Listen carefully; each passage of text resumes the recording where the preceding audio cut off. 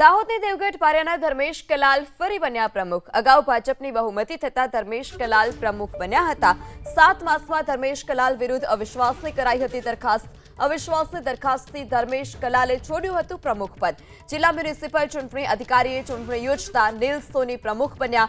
ધર્મેશ કલાલની તરફેણમાં ગુજરાત હાઈકોર્ટનો મહત્વનો ચુકાદો। 1 વર્ષ પહેલા કોઈપણ અવિશ્વાસની દરખાસ્ત ન લાવી શકાય તે પ્રકારની વાત હાઈકોર્ટે કરી છે।